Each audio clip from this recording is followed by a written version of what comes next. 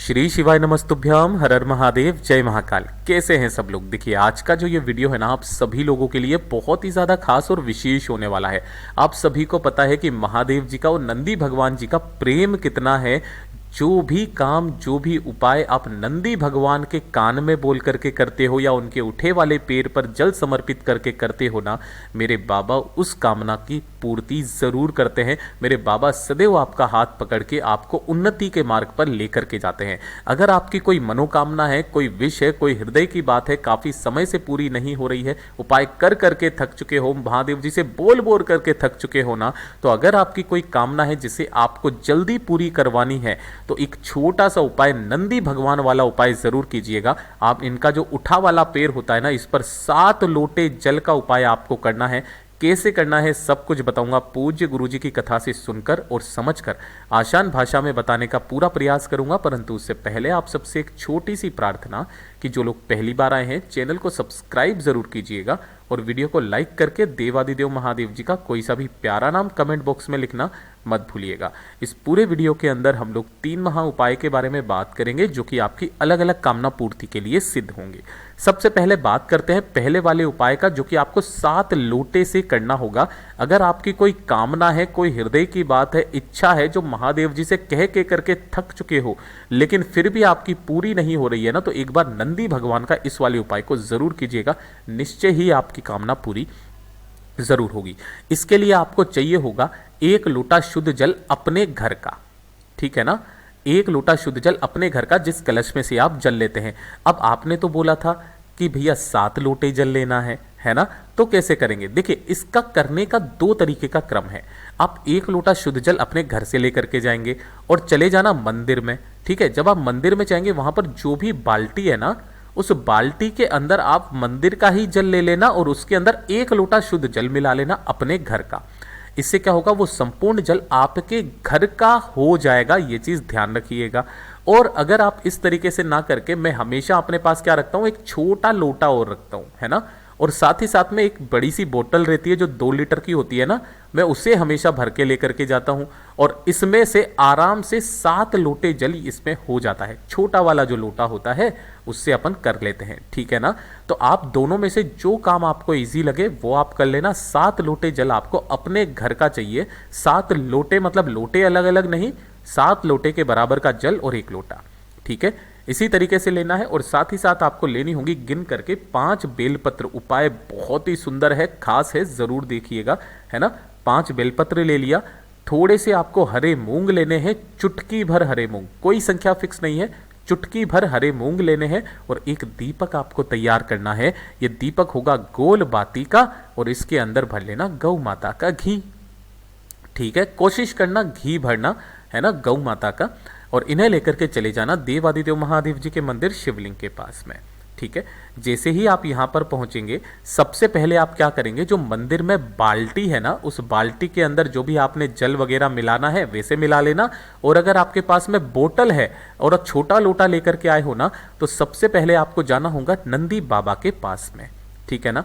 नंदी बाबा के पास में जाना, यहां पर आपको रखना है जो नंदी बाबा का उठा वाला पैर है ना, ओम नमः शिवाय श्री शिवाय नमस्तुभ्यम का स्मरण करते हुए नंदीश्वर महादेव के नाम से, नंदीश्वर महादेव के नाम से, आप सभी लोगों को पता है कि नंदी जो स्वरूप है वो भी महादेव जी का ही एक रूप है, ठीक है। नंदीश्वर महादेव के नाम से आपको सबसे पहले एक एक करके 6 लोटे जल यहां पर समर्पित करना है।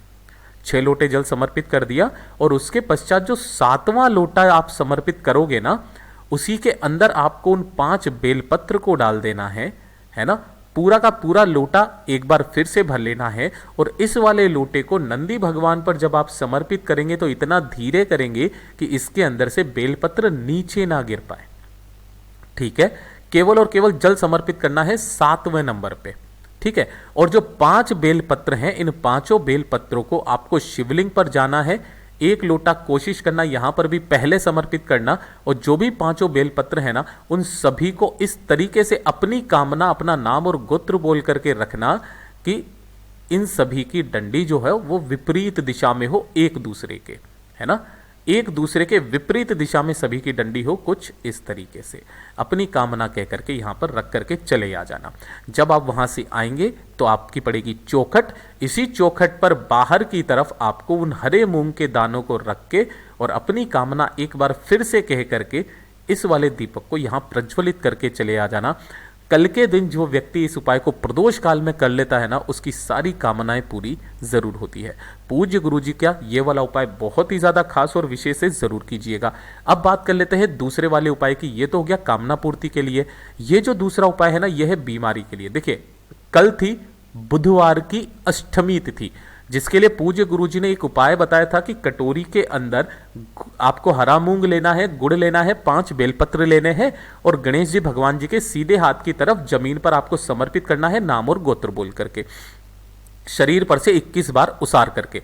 लेकिन अगर आप कल ये उपाय नहीं कर पाए हो ना, तो आपको बीमारी का ये जो गुरुवार के दिन करने वाला उपाय है, और कल मतलब गुरुवार, शुक्रवार और शनिवार के दिन करने वाला उपाय, ये जो 3 दिन ये वाला उपाय किया जाता है, सिर्फ और सिर्फ गुरुवार, शुक्रवार और शनिवार। ध्यान से सुनिएगा कैसे करना है।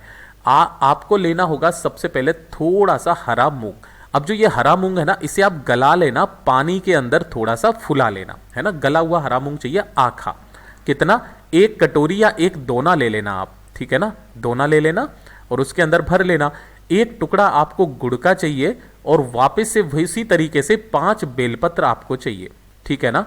और इसे कल के दिन आपको करना क्या है, इन्हीं खास दिनों में 1 कटोरी जो आपने ली है ना, इसी कटोरी के अंदर आपको करना क्या है, वो जो गली हुई, जो फूली हुई हरी मूंग है उसे रखना, इसी के ऊपर 1 टुकड़ा रखना गुड़ का, और साथ ही साथ आपने जो 5 बेलपत्रियां ली है ना, उन 5 बेलपत्रियों को भी इसी तरीके से इसी के ऊपर रख देना। रख देने के बाद 1 लोटा शुद्ध जल लेकर के पहुंच जाना देवादिदेव महादेव जी के मंदिर शिवलिंग के पास में। अब यहां पर जब भी आप बीमारी के लिए उपाय करते हो, तो जो भी बीमार व्यक्ति है, जिसकी तबीयत सही नहीं रहती है ना, उसके सिर से लेकर पैर तक आपको 21 बार उसारना है और उसी के नाम से 1 लोटा शुद्ध जल देवादिदेव महादेव जी को यहां पर पहले समर्पित नहीं किया जाता। यह चीज ध्यान रखना जब भी आप बीमारी के लिए उपाय करते हैं, है ना। जो आपने 21 बार इसे उतारा किया है ना, इसे आप करना क्या, यहां पर शिवलिंग से टच करवाना, उस व्यक्ति का नाम और गोत्र बोल करके, जिसके ऊपर से आप उतार करके लेकर के आए हो, जो बीमार रहता है, और टच करके यहीं पर इसे रख देना।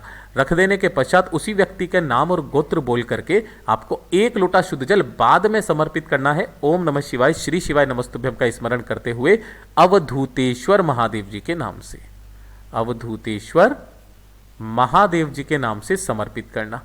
कर दिया ना समर्पित। समर्पित कर देने के पश्चात कामना करना, और ये जो कटोरी में जितना भी सामान है ना, इसमें से बेलपत्र उठा करके शिवलिंग पर समर्पित कर देना। सभी के डंडी जलाधारी के तरफ, बीच वाली पत्ती आपकी तरफ। जो हरा मूंग और गुड़ है वो आप किसी भी नंदी, बेल वगैरह जो होते हैं ना, उन्हें आप खिला देना या गाय को खिला देना। उस व्यक्ति के शरीर में धीरे धीरे करके सुधार आने लगेगा। उसकी जितनी भी छोटी मोटी बीमारियां होगी शरीर की, खत्म जरूर होगी। पूज्य गुरु जी का बहुत अद्भुत और अचूक उपाय है, जरूर कीजिएगा। अब बात कर लेते हैं तीसरा वाला उपाय, जो कि होगा आपके बच्चों के लिए, या फिर आपके परिवार में कोई ऐसा व्यक्ति है जो कि मंद बुद्धि है ना, बहुत जल्दी उन्हें भूलने की बीमारी है, फटाफट भूल जाते हैं, कुछ याद नहीं रहता है, या फिर बच्चे पढ़ाई लिखाई नहीं करते हैं, गलत रास्ते पर जा चुके हैं। कहने का मतलब यह है कि अगर आपके बच्चे सही ढंग से आचरण नहीं करते हैं ना, तो कल के दिन इस वाले उपाय को करना मत भूलिएगा। बहुत ही अद्भुत और अचूक उपाय है, जरूर कीजिएगा। वैसे तो पूज्य गुरुजी ने इस वाले उपाय को करने का कोई खास दिन और तिथि नहीं बताई है। आप जिस दिन भी विशेष तिथि पड़ जाए, उसी दिन आपको क्या करना है, प्रदोष काल में जाना है। 1 लोटा शुद्ध जल पहले अपने घर का लेना, तांबे के कलश में, और जो भी रुद्राक्ष आपके घर में रखा हुआ है, चाहे 4 मुखी, चाहे 3 मुखी, चाहे 5 मुखी, चाहे 6 मुखी, चाहे 2 मुखी, चाहे 1 मुखी, जो रुद्राक्ष है उसी रुद्राक्ष को आपको इसी कलश में डाल देना है।